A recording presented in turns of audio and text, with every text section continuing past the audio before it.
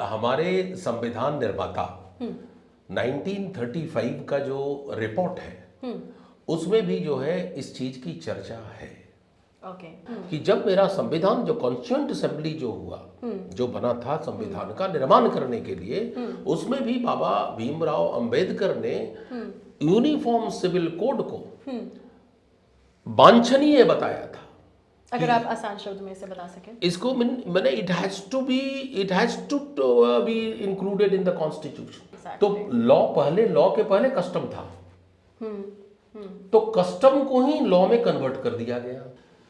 Article 44 है जो ये बताता है कि every state should endeavor to secure the citizen uniform civil code। इसी सवाल पर भी मैं आने वाली थी, बिकॉज ये सेंटेंस मैंने पढ़ा था कि डायरेक्टिव स्टेट ऑफ जो पॉलिसीज हैं आर्टिकल 44 में यूसीसी का मेंशन किया है। तो अगर आप इसे ही समझा सकें कि भाई ये है क्या। मैं बताता हूं। This is an ABP Life podcast। हमारे भारत का संविधान पूरी दुनिया में लॉन्गेस्ट रिटन कॉन्स्टिट्यूशन कहा जाता है और आज इसी के साथ काफी बातें तेजी से बढ़ चढ़ चुकी हैं यूनिफॉर्म सिविल कोड को लेकर के। इसी के बारे में आज हम डिटेल में बात करेंगे कि आखिर ये यूनिफॉर्म सिविल कोड का सबसे पहली बार जिक्र हमारे भारत के संविधान के इतिहास में अगर हम बात करें तो कब हुआ था, किसने किया था। आज हम यूनिफॉर्म सिविल कोड को जरा गहराई से जानेंगे, इसके इतिहास को। मैं मानसी हूं आपके साथ एबीपी लाइव पॉडकास्ट पर लेकर के देखा अनदेखा इंडिया का आज का एपिसोड, जहां आज हमारे साथ बातचीत करने के लिए जुड़े हैं वेरी एस्टीम्ड गेस्ट। हमारे साथ में है सुप्रीम कोर्ट के advocate Shashank Devshuddhi. Welcome to ABP live podcast sir. Thank you sir. सबसे पहले जो मैं आपसे सवाल करना चाहूंगी वो यही कि जो ये हमारा यूनिफॉर्म सिविल कोड है जिसके बारे में आज हम बातें कर रहे हैं, आई नो पहली बार नहीं हो रही, बहुत समय से ये चल रही है, बीच बीच में उठती रहती है, लेकिन आपसे सवाल करूंगी कि सबसे पहली बार इसका जो जिक्र किया गया था वो कब, क्यों और किसने किया था, इतिहास के पन्नों में अगर हम थोड़ा सा जाएं तो। देखिए, मेरा जो हमारा देश एक पुरातन देश है जी, और इस देश में बहुत लंबे अंतराल से हमारे देश की सभ्यता और संस्कृति को कस्टम के द्वारा रेगुलेट किया जाता था। ओके। जब ब्रिटिश का जब शासन आया और ब्रिटिश ने 200 साल तक मेरे देश पर शासन किया, तो तभी से इस तरह की चर्चा चली थी कि जितने भी लॉज हैं, चूंकि लोकल लॉज उस समय हुआ करते थे, तो उस लोकल लॉज को 1857 में जब विद्रोह हुआ था तो अंग्रेजों ने इसके बारे में सोचना शुरू कर दिया था कि आखिरकार ये विद्रोह कहीं न कहीं कानून की कमी से हुआ है। अच्छा। तो इस कमी के कारण जो है अंग्रेजों ने इसके बारे में चर्चा करना शुरू कर दिया था और उन्होंने प्रयास भी किया था, जैसे राजा राम मोहन रॉय ने सती प्रथा, ये जितने भी इस तरह के आंदोलन जो सांस्कृतिक और धार्मिक आंदोलन हुए थे और जिसके बाद जो है रिफॉर्म हुए थे सोसाइटल तो ये उसी समय से इस पर चर्चा चल रहा था, यूनिफॉर्म सिविल कोड पर। यूनिफॉर्म सिविल कोड और कोई एक लेजिस्लेशन जो एक सेंट्रल लेजिस्लेशन हो जो कंट्रोल कर सके पूरे देश को। अच्छा, बेसिकली मतलब नाम यूनिफॉर्म सिविल कोड नहीं था, विचार पे चर्चा थी। विचार तो थे, यही कारण है कि जितने भी आंदोलन हुए, धार्मिक आंदोलन हुए, ट्राइबल आंदोलन हुए, जितने भी स्वतंत्रता के पहले, तो अंग्रेजों को हटाना तो उनका उद्देश्य था ही, बिल्कुल, लेकिन इसके साथ यह भी था कि हमारा जो कानून एक कानून हो सके जो पूरे देश को एक दायरे में समाहित और सूत्र में करे। तो वन नेशन वन लॉ का जो बीज है वो आपके उस आंदोलन 1857 में जब हुआ था तो यही तो हुआ था। मुस्लिम, हिंदू जितने भी लोग थे उन्होंने मिलकर के इसकी लड़ाई की और इस लड़ाई के बाद जो है अंग्रेज को भागे तो नहीं लेकिन उनको एक जोल्ट लगा। अच्छा। और उसके बाद वो ज्यादा सतर्क हो गए और उन्होंने कानून भी बनाया, अब इंडियन पिनल कोड बना, राइट। उसके बाद भी बहुत सारे इंडियन एविडेंस एक्ट बना, राइट, कॉन्ट्रैक्ट एक्ट बना, कहने का ये अर्थ है कि अंग्रेजों ने इसको एक आकार दिया। ओके। जो हमारा देश था पहले, पर्सनल लॉ जो हिंदू का था वो बिखरा हुआ था, वो कोडिफिकेशन नहीं था। ओके। तो जब राजा राम मोहन रॉय जैसे समाजवादी धार्मिक जो नेता उभरे और एक रिवोल्यूशनरी क्रांतिकारी नेता उभरे, तो उन्होंने इसी के विरुद्ध जो है लड़ाई लड़ी कि अंग्रेजों को बोला कि आप इसको रेगुलेट करो, क्योंकि इनके कानून तो यही बना सकते थे। ये तो एक क्रांतिकारी नेता थे। तो कहने का ये अर्थ है कि कहीं ना कहीं इसका जो बीज है वो ब्रिटिश पीरियड में पड़ गया था, बो दिया गया था, और उसके बाद ये सारी प्रक्रिया जो है वो चली, और वो 1947 के बाद भी जो है चलती रही, और आज भी ये चलता रहा, और 2023 में आपको जो हो रहा है वो आपके सामने है। बिल्कुल। अच्छा, ये भी आज हम अगर हमारे नेताओं का बयान अगर सुने तो कह रहे हैं कि भाई इतने समय से तो अब चल रहा है, लेकिन फिर भी ये कहा जा रहा है कि जो देश है वो दोहरी व्यवस्था के साथ चलाया नहीं जा सकता। क्या जब संविधान बन रहा था, पूरे इतने समय में ये संविधान पूरा लिखा गया है, बनाया गया है, क्या तब ये विचार, ये थॉट नहीं आया था या आया था? देखिए, हमारे संविधान निर्माता 1935 का जो रिपोर्ट है उसमें भी जो है इस चीज की चर्चा है। ओके। कि जितने भी कानून हैं उसको कोडिफाई करने की जरूरत है। ओके। और उसी समय जो है कोडिफिकेशन, हिंदू लॉ भी कोडिफाई करने की बात चली थी। जितने भी लॉ है उसको कोडिफाई करने की जरूरत को महसूस किया गया था 1935 में। ओके। ओके। और जब संविधान 1935 का जो रिपोर्ट है वो रिपोर्ट जो है वो स्वतंत्रता के पहले का रिपोर्ट है, और उस रिपोर्ट में बड़ा ही स्पष्टता से लिखा गया है कि एक नीड है कि एक कॉम्प्रिहेंसिव लीगल सिस्टम हो जिसमें इक्वलिटी पर बेस्ड हो। The principle of equality must prevail in respect of every people irrespective of the caste, religion, gender. So कहने का ये अर्थ है कि लोगों ने इसकी जरूरत समझी थी। और दूसरी बात है कि जब मेरा संविधान, जो कॉन्स्टिट्यूएंट असेंबली जो हुआ, जो बना था संविधान का निर्माण करने के लिए, उसमें भी बाबा भीमराव अंबेडकर ने यूनिफॉर्म सिविल कोड को वांछनीय बताया था। अगर आप आसान शब्द में इसे बता सकें। इसको मैंने it has to be included in the constitution. मतलब जरूरी है uniform civil code. Okay. Uniform civil code की जो जरूरत है, बाबा साहब अंबेडकर ने बहुत ही मजबूत शब्दों से इसका समर्थन किया था, लेकिन वहां कॉन्स्टिट्यूएंट असेंबली के लोगों ने उसका विरोध किया। क्या आप कुछ बता सकते हैं तब की सिचुएशन की, इस विरोध की वजह क्या रही? विरोध की वजह आपको समझने की ये जरूरत है कि अगर, चूंकि हमारा देश कई भागों में बटा हुआ था, क्रिश्चियंस भी रहते थे, सिख भी रहते थे, हिंदू भी रहते थे, मुसलमान भी रहते थे, और जब स्वतंत्रता, अंग्रेजों ने तो सबको विभक्त कर दिया था। तो अंग्रेज जब सारे चीज़ों को, सारे प्रदेशों को विभक्त कर दिया गया था, कहा जाता है कि मोर देन 500 यूनियंस, छोटे छोटे जो है लोकल जगह पर थे लोग, उसको उन्होंने सरदार पटेल ने उसको यूनिफाई किया था। अच्छा। तो ये जरूरत था कि कंट्रोवर्सी से बचा जा सके। पर्पस ये था कि कंट्रोवर्सी से बचा सके। अगर वो कोडिफाई कर देते तो क्रिश्चियन अलग विरोध करते, मुसलमान अलग विरोध करते। मतलब मेरा ये सवाल है, जो कि संविधान उस वक्त बन रहा था, तो क्या उसके पहले से ही अलग अलग धर्म के अपने अपने लॉज थे, इसलिए विरोध हो रहा था? क्योंकि संविधान तब पहली बार बन रहा था, तो अगर वो लाते तो वो सबके लिए पहली बार चीज होती। देखिए, लॉ क्या है, पहले इसको आपको समझने की जरूरत है। Law is a tool to regulate the affairs of human being.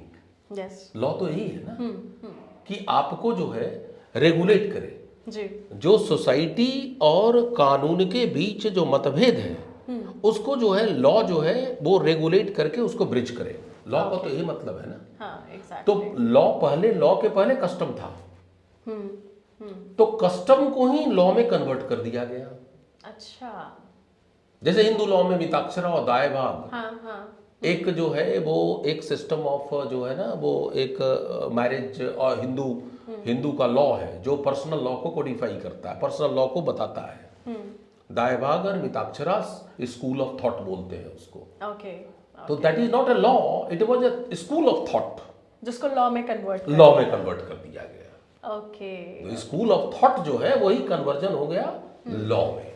यानी कि वो चीजें पहले से रही थी तो उन्हें हम बदल नहीं सकते। तो जितने भी लॉ हैं वो हमारे स्क्रिप्चर्स, हमारे रिलीजियस बुक में पहले ही थे। अब जैसे मैं बताता हूँ इक्वलिटी की बात बोलते, हमारा शास्त्र बताता है यत्र नार्यस्तु पूज्यन्ते तत्र रमन्ते देवता, जहाँ नारियों की पूजा होती है वही देवता आते हैं, रमन करते हैं। तो आप एक बात बताएं, हमारा लॉ क्या बोलता है? हमारा जितना भी लॉ है कि नारियों को रिस्पेक्ट करना चाहिए। एग्जैक्टली। है ना, जैसे नारियों को इक्वलिटी देना चाहिए जी। आप डोमेस्टिक वायलेंस एक्ट है हाँ। तो उसका क्या मतलब है? To protect the women. Yes exactly. तो कहने का अर्थ है कि ये कोई नया चीज नहीं है, ये लोगों को लगता है कि ये नया चीज है लेकिन हमारे शास्त्र में ये बोला गया है। जैसे मैं बताता हूं कि आप बोलते हैं कि सभी लोग को जो है हमारा कानून में जो है यूनिफॉर्म सिविल कोड जो है ये नया कॉन्सेप्ट है। नहीं, ऐसी बात नहीं है। हमारा शास्त्र बताता है सर्वे भवन्तु सुखिनः। इसका अर्थ क्या हुआ कि everyone should be equal. Yes. सर्वे सन्तु निरामया सर्वे भद्राणि पश्यन्तु माँ कश्चित् दुर्भाग् भवेत्। तो ये लॉ तो पहले ही था, ये कोई नया चीज है। राइट टू इक्वलिटी आर्टिकल 14 की बताता है। तो क्या है भाई, मेरा शास्त्र बताता है। हाँ, उसे ही हमने लॉ में कन्वर्ट किए। क्योंकि लॉ में जब कन्वर्ट हो जाता है तो लोग उसको डरते हैं, उसको सीरियसली ले। उसको लॉ का पर्पस ही है to discipline the individual. Exactly. Law का यही पर्पस है, not to punish, to discipline. ठीक है। तो मेरा ये कहने का अर्थ है कि 1947 में 35 में BN रॉ कमेटी बनाया गया था। ओके।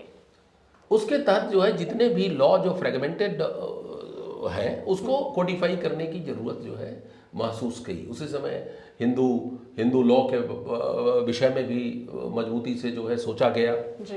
राइट। तो उसके बाद जो है जब उन्होंने एक रिपोर्ट दिया तो वो रिपोर्ट पर ज़्यादा वो 1947 के पहले जो है भीमराव में कंस्टिट्यूएंट असेंबली में रखा गया। लेकिन उस जो टेबलिंग ऑफ द रिपोर्ट था वो उसको अच्छे तरीके से शायद उस समय सोचा गया होगा और लोगों के विरोध के कारण उसको ड्रॉप कर दिया गया। लेकिन हमारी कॉन्स्टिट्यूशन में जो दो प्रोविजंस हैं उसको समझने की जरूरत है। जी। आर्टिकल 44 है जो ये बताता है कि every state should endeavor to secure the citizen uniform civil code। इसी सवाल पर भी मैं आने वाली थी बिकॉज ये सेंटेंस मैंने पढ़ा था कि डायरेक्टिव स्टेट ऑफ जो पॉलिसीज हैं आर्टिकल 44 में यूसीसी का मेंशन किया है। तो अगर आप इसे ही समझा सकें कि भाई ये है क्या। मैं बताता हूँ, जब हमारा देश में ये संविधान आया और लागू हुआ तो उसमें पार्ट 3 एंड पार्ट 4 का जो है एक चैप्टर है जी। पार्ट 3 जो है वो फंडामेंटल राइट के बारे में बताता है जो इन्फोर्सेबल बाय लॉ है। ओके।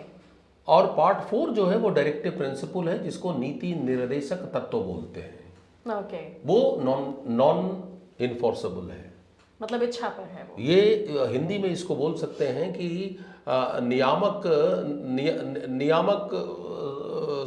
आसान भाषा में भी हम कर सकते हैं कि मतलब which is enforced by law कि आपको करनी ही करनी है।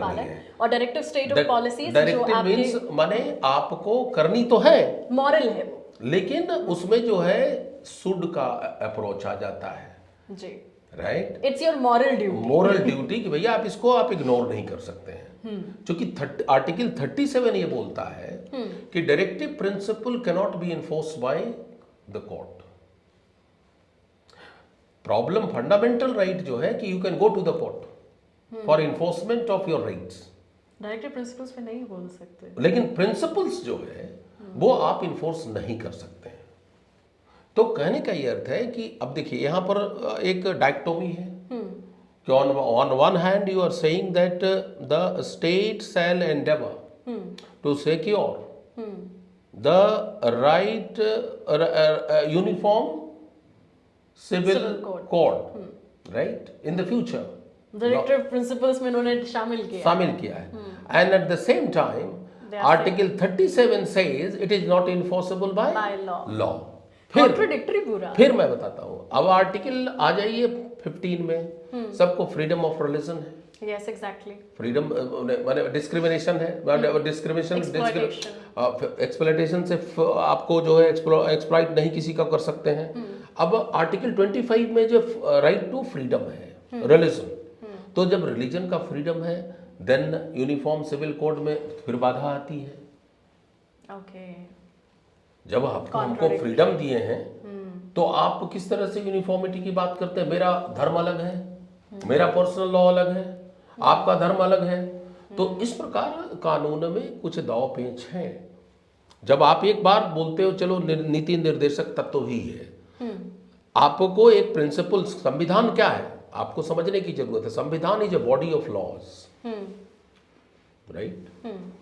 तो वो लॉ जो है उसमें नीति निर्देशक तत्व भी है और फंडामेंटल राइट भी है।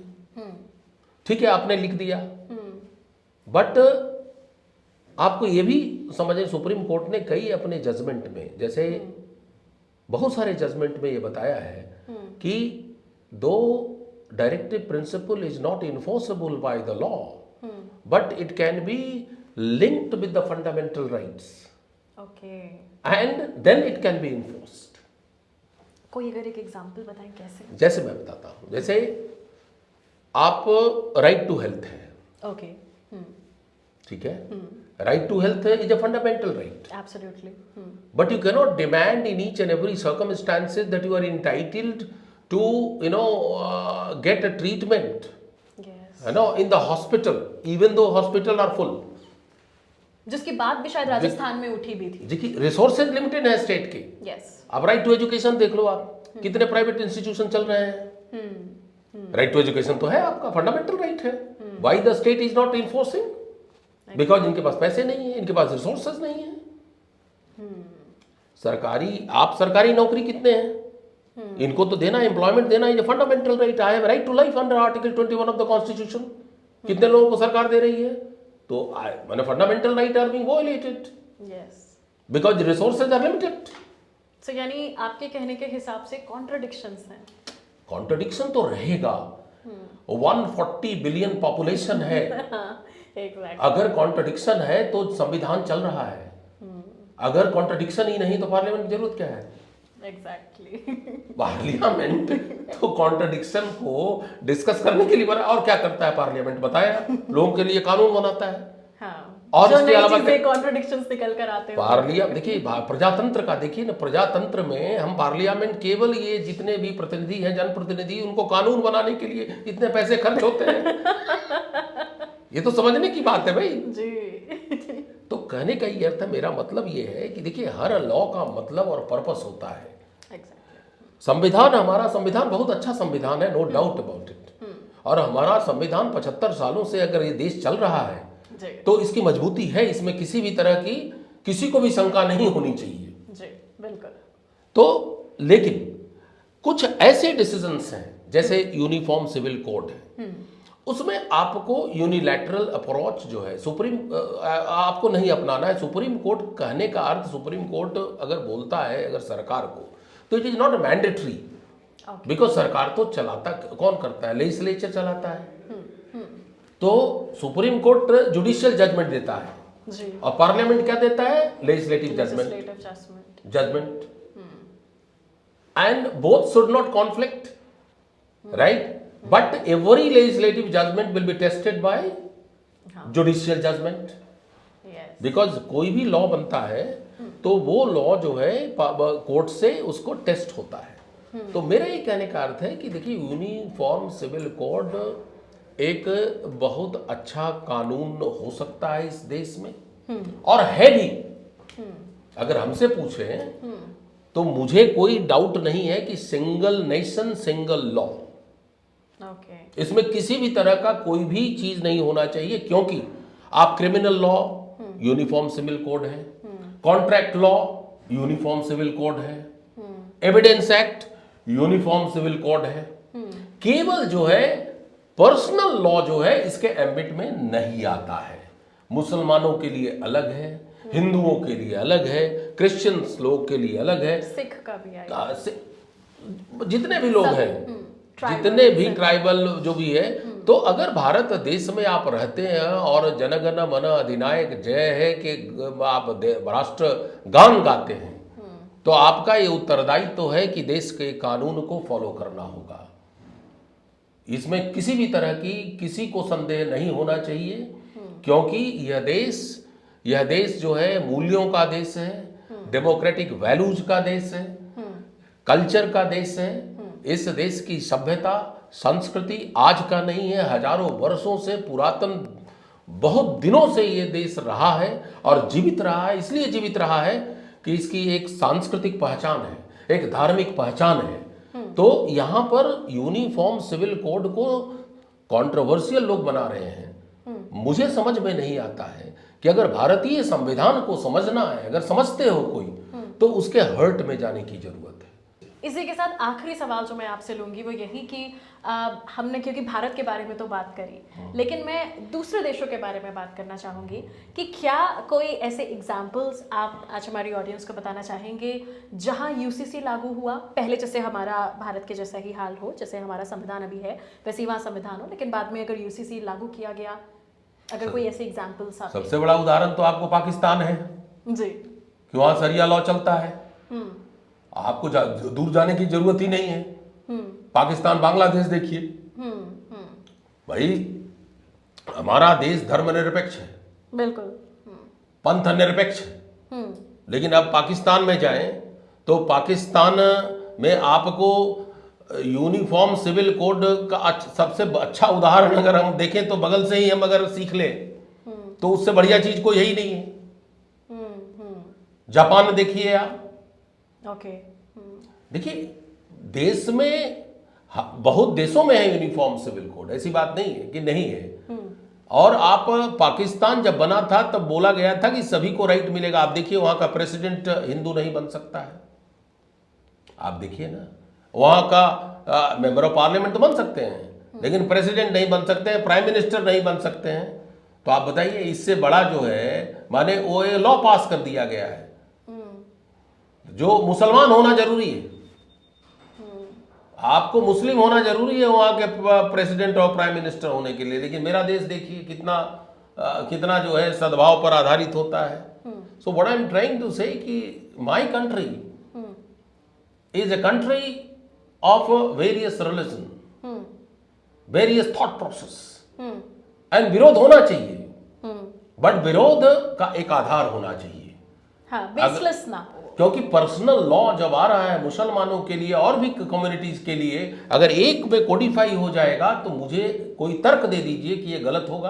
आपका धर्म कैसे प्रभावित हो सकता है? मस्जिद को तो अटैक नहीं किया जा रहा है भाई, मैं लॉ ही तो बना रहा हूं और आप ही के लोग बैठेंगे, ये नहीं है कि अलग बैठेगा कोई। आप ही बताओ ना कि क्या क्या चाहिए क्या क्या नहीं चाहिए। हाँ। लेकिन यूनिफॉर्म कोड होगा।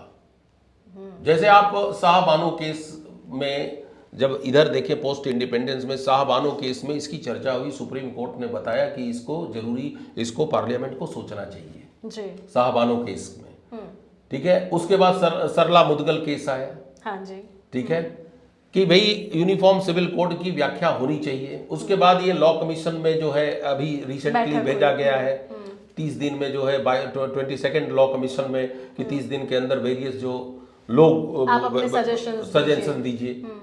तो कहने का अर्थ है कि कोर्ट के जजमेंट्स हैं, उस कोर्ट के जजमेंट जुडिशियल प्रोनाउंसमेंट में भी इसकी बात की गई है कि आप इसके बारे में सोचो।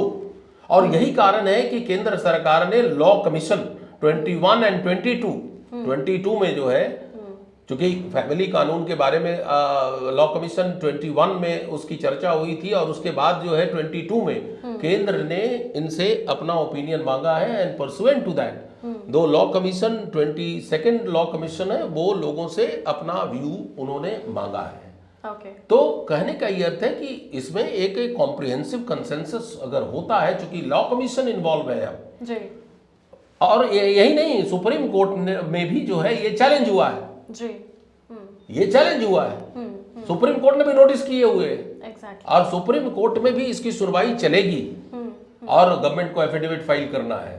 तो मेरे समझ से ये समय आ गया है जब ये देश जो है, चूंकि देखिए our country is a young democracy, right, and जब यंग डेमोक्रेसी है तो इस तरह के लॉ आने चाहिए, बिकॉज परिवर्तन संसार का नियम है। जी। जब आप और मैं था तो दूसरा कानून था, आज कानून अलग है, because law is A dynamic process, because court जो है उसकी व्याख्या करती है, जी। और व्याख्या लॉ तो वही होता है, लेकिन व्याख्या करके उसको नया बना दिया जाता है, ओके। क्योंकि लॉ इज डायनेमिक। लॉ को इंटरप्रेट करके उसमें ताकत दे दिया जाता है। Law is a dead letter but you can breathe life into the law by interpreting the law. Okay.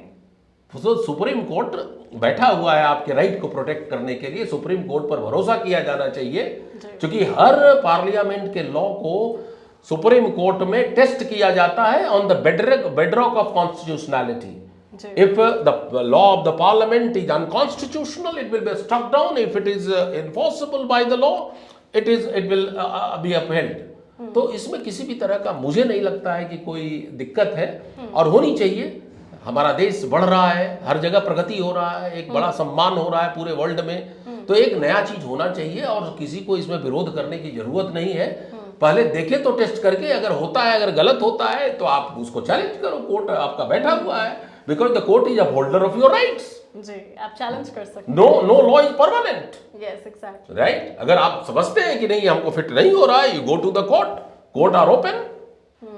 So therefore undue जो है ना, वरीड नहीं होना चाहिए। One should not be neurotically worried about something which is not going to happen. Our court is strong, our system is strong, and whosoever will create any kind of problem, उसको law will punish. So therefore बहुत अच्छी चीज है, इसको आना चाहिए। मेरा अगर विचार करें, हिंदू, मुस्लिम, सिख, ईसाई सभी आगे मिलकर के इस देश को आगे बढ़ाएं, न कि कोई विरोध और किसी प्रकार का जो है न्यूसेंस करने की जरूरत है। हमारा देश बहुत अच्छा देश है, इसका सम्मान करें, इसकी भावना को जो है आप इसको जो है आगे ले जाएं, तभी आप भारत देश के निवासी हैं। बिल्कुल। Thank you so much sir, हमारे साथ जुड़ने के लिए आज एबीपी लाइव पॉडकास्ट पर देखा अनदेखा इंडिया में आज डिटेल में यूनिफॉर्म सिविल कोड पर बात करने के लिए। Thank you so much sir.